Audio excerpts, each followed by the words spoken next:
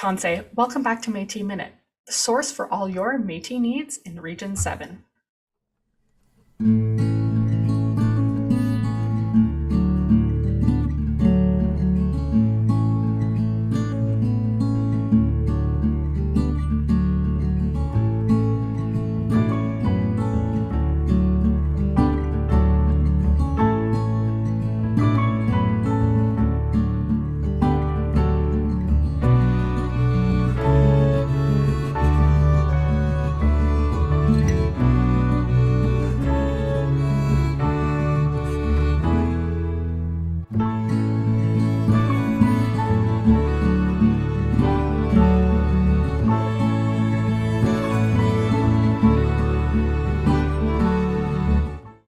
Merci for being with us today. I'm your host, Samantha Loney. Today, for our Métis Minute, we wanted to highlight a story that has been nearly 30 years in the making, a project that affects not only Métis people, but the community at large.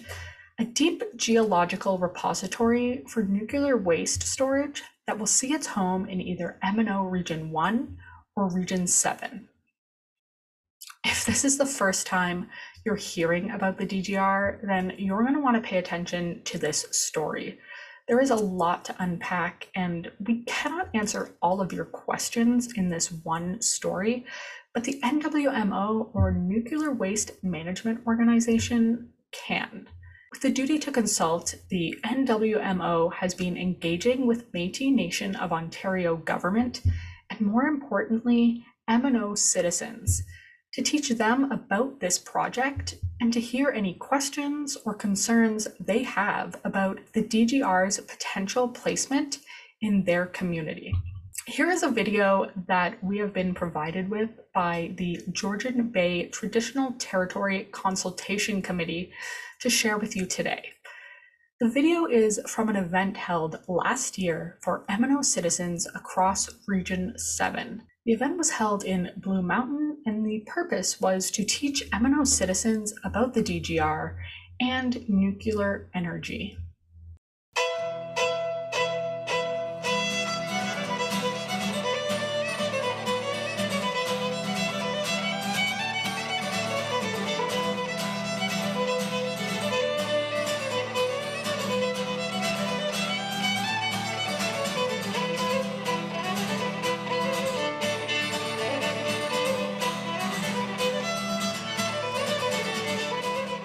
Welcome to the Métis Nation of Ontario's Georgian Bay Métis Community Nuclear Safety Open House. Today is about getting to know the nuclear industry and their approach to safety. For many of us, nuclear safety involves an emotional response. Today is about learning more, asking questions, and sharing your story. Being invited to participate in events like today is so important to the NWMO. Engagement with the Métis is paramount. As you know, the NWMO is entrusted with implementing Canada's plan for the safe, long-term management of used nuclear fuel within a deep geologic repository. This will be done in a manner that protects people and the environment for generations to come. Community engagement at all kinds and levels is vital so that the project is done with the community and not to the community. The NWMO, from its very first days, committed to ensuring that Indigenous voices were put right up front. I would say the NWMO works very hard to explain things. People have to be willing to talk to us in terms that resonate with our culture and values. And I see that with the NWMO. I see them taking the time to listen respectfully and then responding respectfully. I'm an upfront person, and anybody I've met that's worked with NWMO always seems to be upfront. To me, they're not, they're upfront with you. They're not hiding. Like some places that you call, I'll get back to you, and they never get back. Anytime I've ever had a problem, I call them and I get a phone back within 10 minutes, putting here. What do you need? What are you looking for? What seems to be what's going on? And that's the way it should be. My experience with working with the Métis, both professionally and personally, is that as a community in general, there's a warmth there that really sets it apart. And so an event like this, being able to speak with people in person, one-on-one, it gives us the opportunity to talk about what are the different elements of some of the lifestyles that we're considering. If you want to understand what the potential impacts are, you have to understand the lifestyles that members of these communities have. You have to understand what their relationships with their environment are. Because, it's those connections with your environment that end up making the biggest difference when you're trying to understand what the potential impacts are of a project like this. The conversations are very open, they're very personal. I've probably spoken with several dozen people today, and we'd start to just talk to each other about our lives, and what's going on, and which is it's lovely. You only get that with efforts like this, where whether you're 3 or 93, you're asking the questions that are bothering you, and you're getting answers that make sense to you and reassure you. And when you have that, you have the potential for an amazing partnership.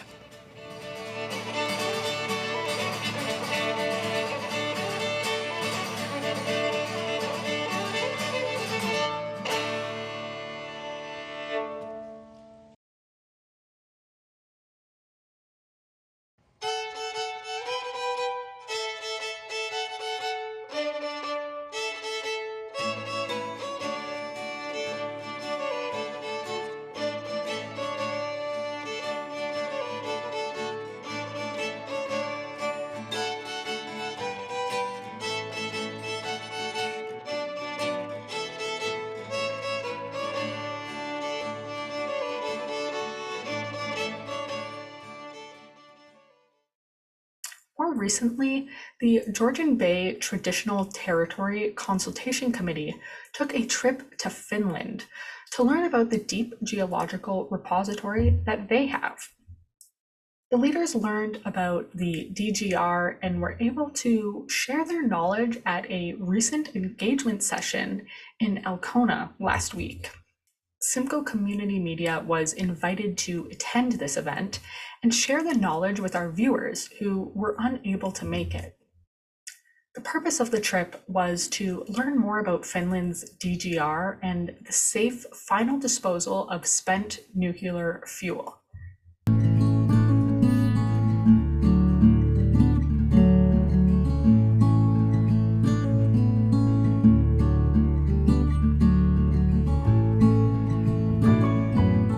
This is the whole group that basically were there.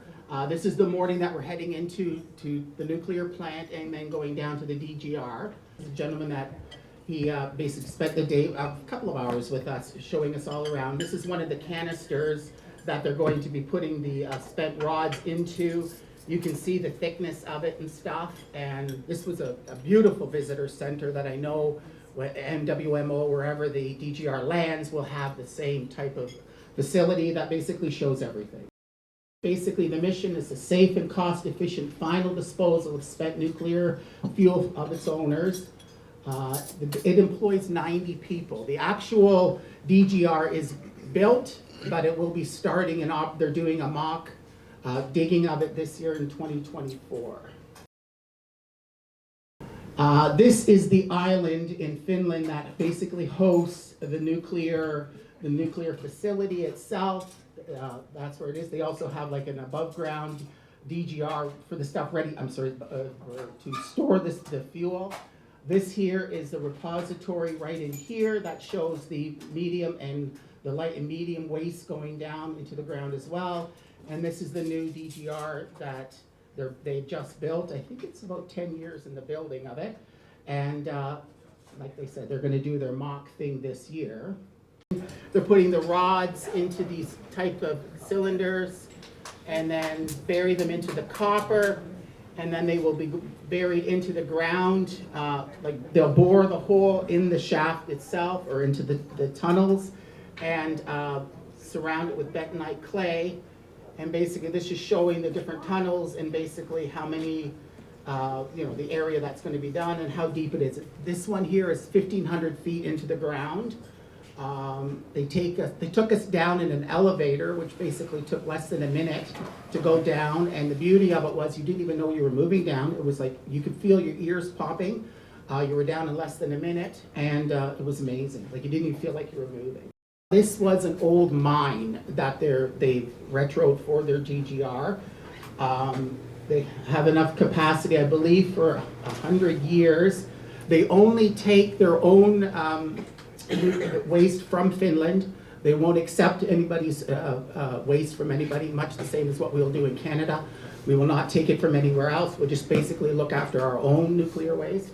They're testing, they're going to move the fuel around, they do the encapsulation, the final disposal of the container, and they'll retrieve a damaged canister back up again in case there was a problem with something, just to show how that is possible and whatever. And I know in our DGR, when they're putting stuff down, it will always be the intention that they can someday down the road retrieve it should they come up with another use for it or something like that. Because let's face it, technology is amazing. In 50 to 100 years, if they can pull it back up and then use it for something else, again, that would be an amazing feature to be able to have.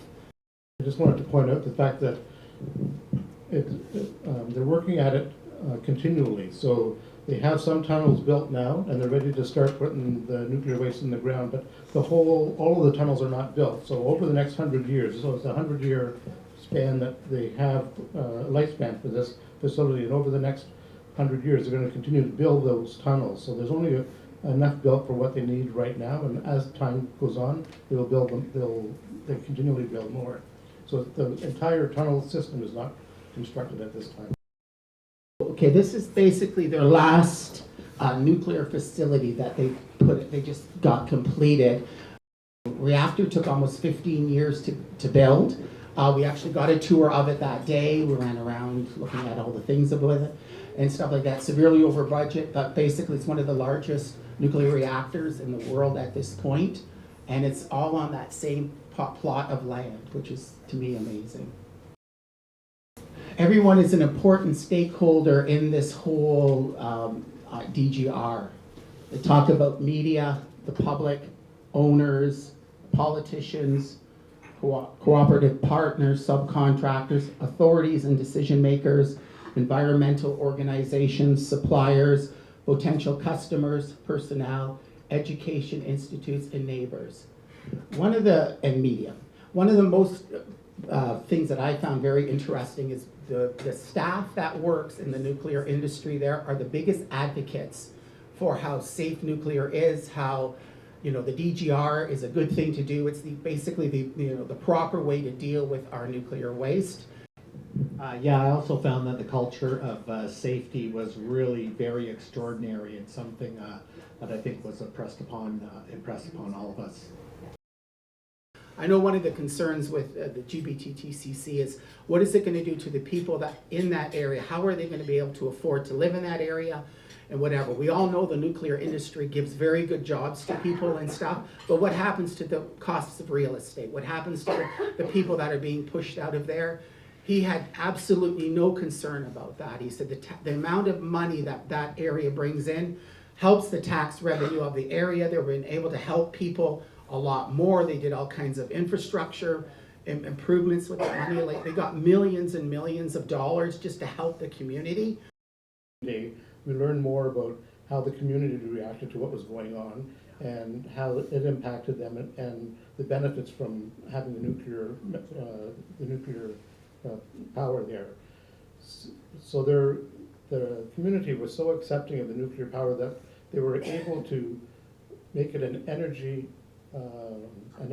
area, I guess, because they ended up bringing in solar power, and they brought in wind power, and there's now a new wind farm that's just starting off of the ocean that's being approved, and I think he said about 38 or 40% of the electricity in Finland comes from that very area, and in turn all the people within the community, they do annual surveys, and every year the survey shows more and more interest and positivity in accepting the nuclear power and all of the energy power that's going on in that area. At the most recent community engagement session with the NWMO, citizens were able to voice their concerns about how the DGR will impact their community and future generations. Hi, my name is Dora. I'm the youth representative on PSAM Mill. I want to thank you all for having a session like this to deliver the information back to the community. Because I think that was the first question I asked you all when you got back was, how are we going to mobilize the knowledge that you all learn and disseminate it amongst the community? So thank you. But what I hear amongst community members is like great concern, right? You hear nuclear, people go, this is really scary. How can we ensure that over the next, from my understanding, like 10-ish years is like a consultation period, maybe I'm not using the right words, but how can we ensure that we continue to have these conversations with citizens, maybe the ones that aren't going to go to these annual things that you host, but like how can we disseminate more information to arm our people with as much knowledge around the DGR site and nuclear in general? So the NWMO is targeting site selection by the end of 2024. And in 2025, what we'll be doing, what we're planning to do is submit what's known as an initial project description, or an IPD, to the federal government. And what that will then trigger is consultation. And there will be a 10-year period of formal consultation where it is the government's responsibility to identify impacts and mitigate, to Indigenous rights and mitigation to those Indigenous rights. The NWMO and the Impact Assessment Act is very different from the environmental assessment of years past, where I worked with the LRC branch, in 10 years trying to assert Métis rights in the environmental assessment. In the environmental assessment approach, an Indigenous community was required to show that the impacts were significant in order to stop to stop a project. Significant means that the impacts will last multiple generations. In an impact assessment, the onus is now, the bar is much, much lower for an Indigenous community. The communities have to show an acceptance to the impacts. Very different, right? Trying to justify significance versus accepting impacts. And the mitigations therefore. So the NWMO recognizes that, and we hope that by the end of 2024 we'll have started to develop an agreement with the Georgian Bay Métis where you participate directly with the NWMO in developing that impact assessment for the project. So there will be studies done by the Métis for the Métis in association with this impact assessment. It will not be it will not be the proponent studying you. It will be you studying you. So how can the community ensure, my community, by the way, I'm Leduc de Valers, from Drummond Island and Penetanguishene. How can the community ensure that their voice is being heard? It's by you participating. It's by you coming out to events and sharing, and sharing your voice. I encourage all of you. The MNO is doing a lot of work about telling our provincial and federal story. Next up is the MNO telling its local and regional stories. It's time for you to start talking with, the Senate, your elders in the community, holding community events to really start drawing out those stories, to not just assist the NWMO in telling your story, but also for future generations to know where this, to be able to continue on that story for even future generations for the length of this project, which will be over 100 years. It's a 150-year project, we're in year 25. So we're talking about multiple generations. Have we had any studies on this area? I know we're not in earthquake zone, but what's the chances that there's been a study of earth tremors? So the question is about earthquakes, and is the NWMO studying earthquakes? So the NWMO, at least in the Northwest, I know for certain, but I believe in the South as well, that we've set up a number of seismic monitoring devices. So it's about learning about the types of earthquakes that are happening now. I know in the North, our seismic monitoring stations are actually picking up earthquakes that are that never would have been known to the general public until we put up these these monitors. What we see in the north and what we see in the south are relatively calm earthquakes. Yeah, there definitely has been earthquakes, but the bottom line is that we're not on a tectonic plate. The likelihood of a significant fracture that has occurred, are slim to none. The repository itself is going to be designed to withstand the most significant fractures or earthquake events that have never been felt in the region on record ever. And we would be able to see it in the rocks if there were ever significant seismic activities in the rock that is hundreds of millions of years old. We'd be able to see if there are seismic events that led to fractures as well, which at this time we haven't been able to identify any significant fractures in the rock that we're looking at. I'm not going to give 100% certainty, but what I can give you is that our repository will be designed to be able to withstand the most significant ones. And if you think of it, like that, the chain breaks where it's weakest. The used fuel containers themselves will be the hardest thing, in the repository. So the breaks will occur, not through the used fuel containers themselves. And then the bentonite clay is designed to fill in, like any of the gaps. Canada's first reactor came online in the 1960s. Canada first started looking at a deep geologic repository not even 10 years after the first commercial reactor came online. That started looking at in the 1970s. You might be familiar with a location in Manitoba known as Whiteshell in Pinawa. That was a research facility managed by Atomic Energy Canada Limited. In the 80s, they found the solution of a deep geologic repository, and they found a location in northwestern Ontario. And they brought it forward through a regulatory process, and they sat in front of a panel for 10 years. And that panel found that the deep geologic repository is technically sound, would protect people and the environment long term, including things like significant seismic activity. But what they didn't have was the public support. And so that decision was made in the 90s. Canada did not shelve that program, they abandoned it. And in 2002 created the Nuclear Fuel Waste Act, which created the NWMO, to find not just a technically sound program, but one that is socially accepted. Now, so in 2002 the NWMO came to be. In that same period around the world, they started to adopt the same deep geologic repository, and so now international scientists, nuclear engineers, geologists started looking at a deep geologic repository as well and building up that science on a deep geologic repository. Should we select our site in 2024, we then enter the 10-year regulatory phase. Then it's 10 years of construction. The repository would not see the first used fuel bundle enter it until the 2040s. Canada first started looking at it in the 1970s. The first bundle will be put in the 2040s. That is over 70 years of research and development that has gone into this. Over nearly 3 generations of Canadian scientists and international scientists looking at a solution. When does an experiment stop, and reality, come into play? 70 years of research and development. 3 generations of research and development has gone into this. First spearheaded by Canadian scientists, adopted by international scientists, finding home. Jamie just ended his comments with the point that I was going to make, is that the nuclear waste has to be stored somewhere. Every day we're producing nuclear waste, and right now it's being stored above ground in warehouses.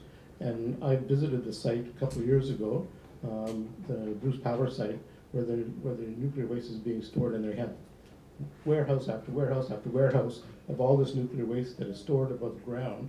So whether you have, in my opinion, whether you have an earthquake there or over where the deep geological repository is you have a greater chance of a nuclear accident with it stored above ground than you do in the ground. The safety precautions that have been taken, and we've seen it in Finland, is phenomenal. And I am 100% certain that it'll withstand any earthquake. Yeah, I think what just happened here today was of great value. When somebody, a citizen, has a question like this and they have an opportunity to engage with NWMO.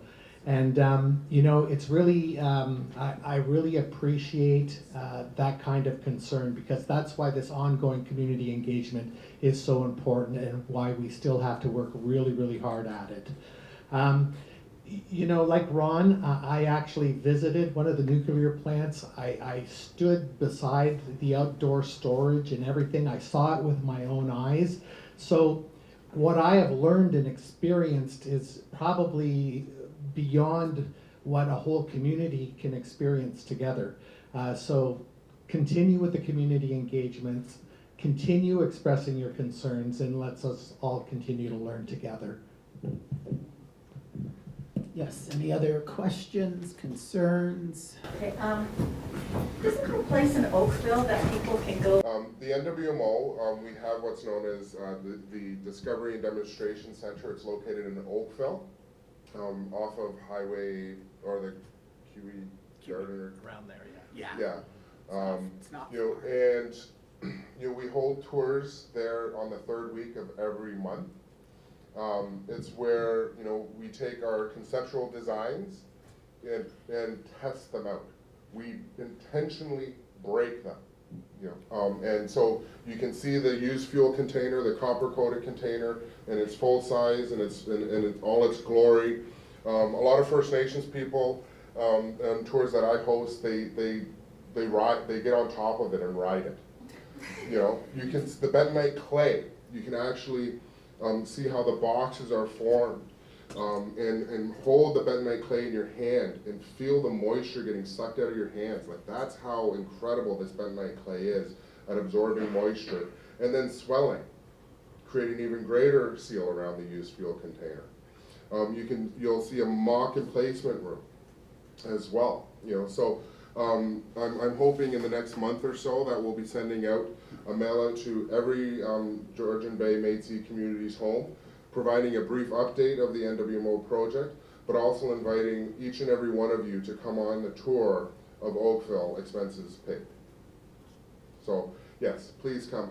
We're also trying to organize tours of McMaster's nuclear reactor, you know, where they, you know, McMaster does research on nuclear reactors and its applicability to science, which is important. We understand radiation so well that we've harnessed its energy to save lives. Maybe I should say we've harnessed its power to save lives. That's how well we know radiation. You know, so the tour, the McMaster tour, you get to see the reactor operating. You can actually stand on top of it and see the reaction occurring right underneath your feet. So we're inviting Georgian Bay Métis families to come on that tour, expenses paid, third week of every month. First-hand, visual learners, this is your opportunity. Yeah. So I was going to say, when you're planning the next event, like with families, maybe you could plan it around that area, so then our families, like then a little bus could go over, and I think it would be great to have our young people there and seeing this, because they're the ones that we're planning this for, like, you know. The high school. Well, no, this little girl over here. Yeah. You know what I mean? Like, she needs to be, you know, one of our spokespeople to say, I've been there, and, you know, that's who we're leading into. I do believe that the McMaster tours, there is an age limit of 12, I think.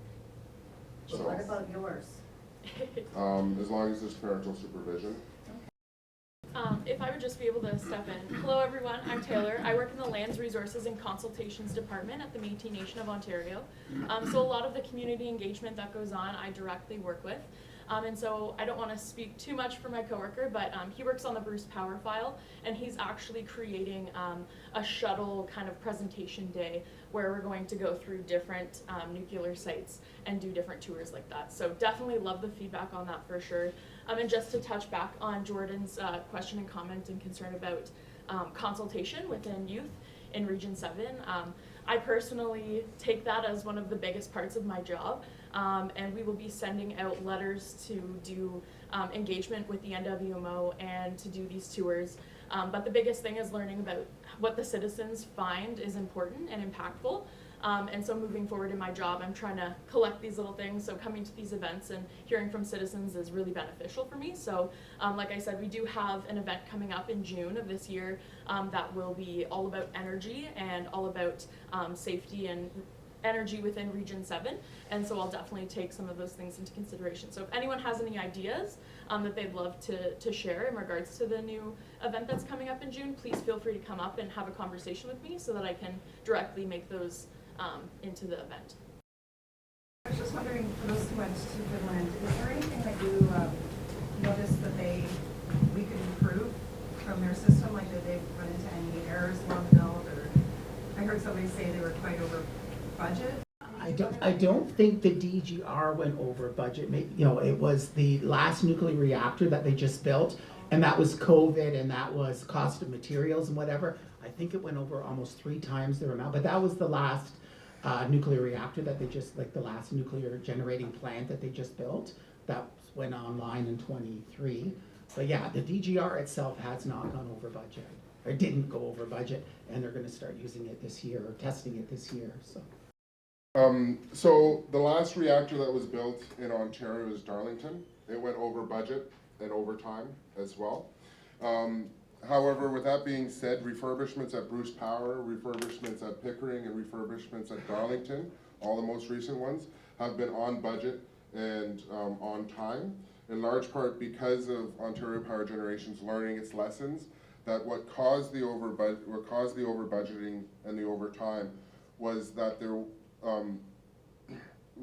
was not a mock facility for them to organize and coordinate their building and their refurbishments, and so they invested millions into developing a mock reactor that they used to coordinate, like the refurbishments of Bruce Power, Darlington, and Pickering. So, so in Ontario, we're learning our lessons for budget and time. Now, one thing that you might have noticed on the picture is the thickness of the copper that's used in Finland. It's over 5 centimeters thick. Our used fuel canister, the copper is going to be 3 millimeters thick. The difference is that their copper canister is not secured to the stainless steel core. The stainless steel core is rigid. It provides strong rigidity, but copper itself is a very soft metal. So over time, it starts to sag on its own weight. So they had to make it 5 centimeters thick to give it the strength to be able to stand up on time.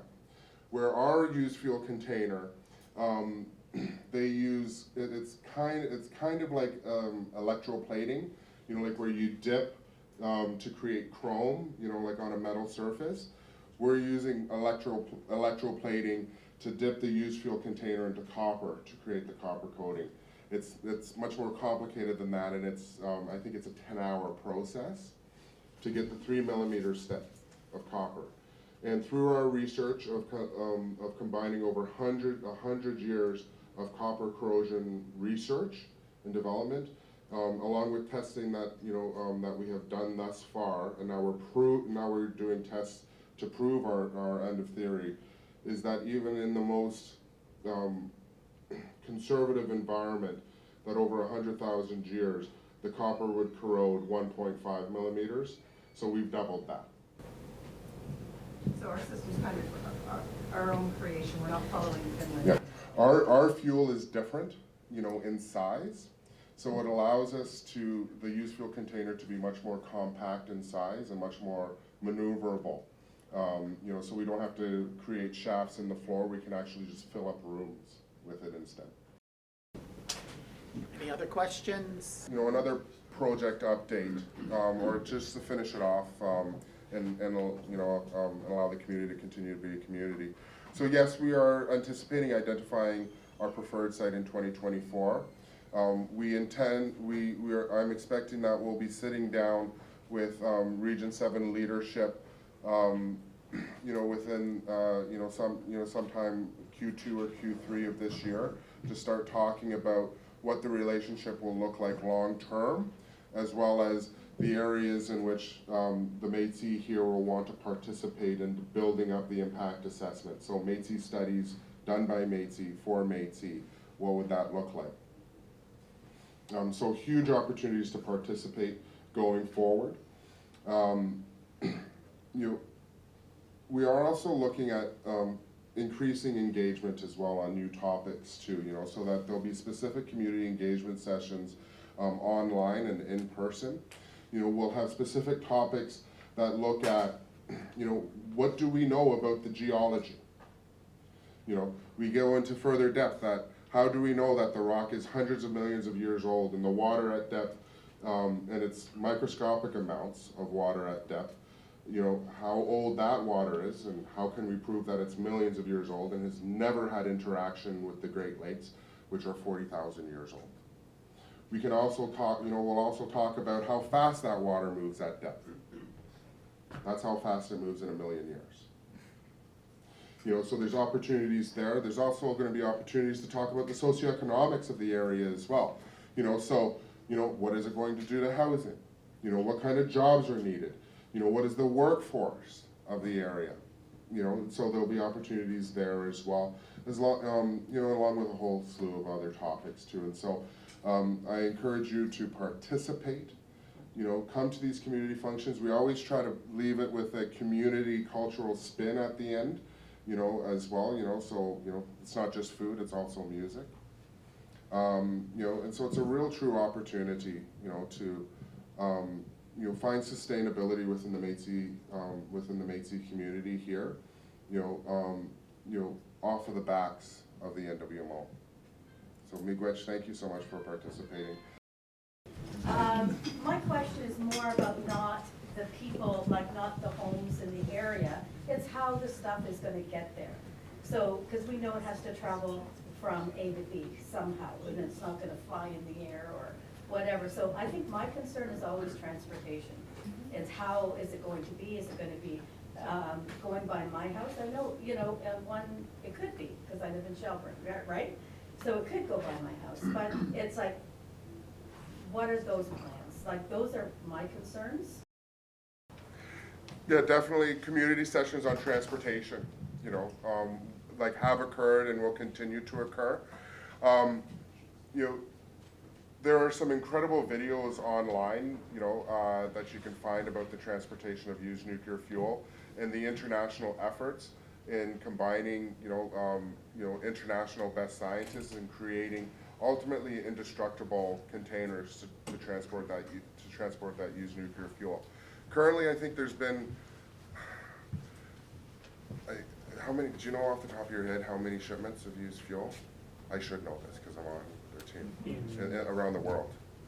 Oh, thousands. Yeah, we'll say thousands. There's been thousands, at least 5,000. I'm thinking 20,000 shipments of used fuel that have taken place around the world. There has been, of all those shipments, road, rail, and water. Finland ships their used fuel by water. We are not intending to touch the Great Lakes, for our shipments of used fuel. But with that being said, there has never been an incident where there has been a release of used nuclear fuel into the environment. Despite some accidents where the driver has lost their life, there has never been.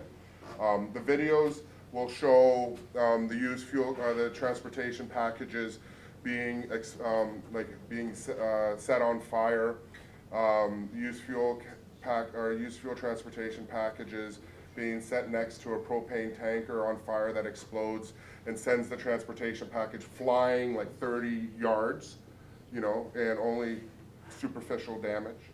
There's even a video of that they did in England where a transport train traveling 130 kilometers an hour, a transport freight train traveling 130 kilometers an hour, hitting that used fuel container or used fuel transportation package, and the train accordioning up, that's how severe the impact was, only superficial damage. So there's a lot of knowledge that's already involved in transportation, and it's a great opportunity, a great presentation, for you to learn about all of that knowledge that has been applied to these internationally regulated containers, but also how NWMO is modifying its program to meet the needs and the concerns of the community. For example, that we're only planning to transport 8 out of the 12 months of the year, in order to avoid situations where there's poor traffic conditions, poor weather, government upheaval. We will not be transporting at all costs, at only ideal conditions. That there'll be a central control, like at an airport, knowing where all the airplanes are. There'll be a central control knowing where all our trucks are, including where all the other big trucks are. And there'll also be trailing vehicles. We've modified our programs to meet concerns brought forward by the community already. And we've got 30 years to continue to do that. And my last comment, I guess it's along with what Jordy said, and because she's our youth rep and president. And to me, it's over the years, you see, if you come, James, coming to our AGAs over the years, who brings the most powerful motions and resolutions to the floor? It's our youth. They have a very different perspective. So my question is, you decided to take a certain segment of people. Have you thought of taking our youth? Because I'll tell you, they would really knock it out of the park. Like some of the things, and I never thought fracking, you know what I mean? But they are so knowledgeable. It's not the NWMO's decision, to engage a subset. We follow M&O governance, in particular the regional consultation protocols. And so we approach the regional consultation committees to say, hey, and we want to engage you. We hold a ton of functions that are family friendly. The May 27th event, it started at 2, it finished at 5. 300 Métis families showed up at 2, 300 Métis families stayed till 5. And why was that? Because we had youth programming. You saw one of the first pictures of someone drawing, Kids were running in between our displays. They're having such a good time. And Senator Vic Brunel, prior to sharing prayer over lunch, he encouraged everyone to find a youth and hug them. I thought that was the success of the program right there. Not that we brought the nuclear industry together to share a collaborative story on safety to the Métis people, but we created an environment where love could be shared. That's large part because of Taylor, by the way. Yes. Now, when I first came on this file, I was with the Lands Resources and Consultations branch in 2010, and I was approaching the Youth Council from 2010. The Youth Council's got lots of stuff, to do. Jordan and I connected early on, or late last year, and March 17th we are having M&O Youth Council engagement session. Thank you. That's all I wanted to make sure. That is hybrid. That consists of not just MNOYC council members, but it will be open up online for all Métis youth to come and learn more about our project.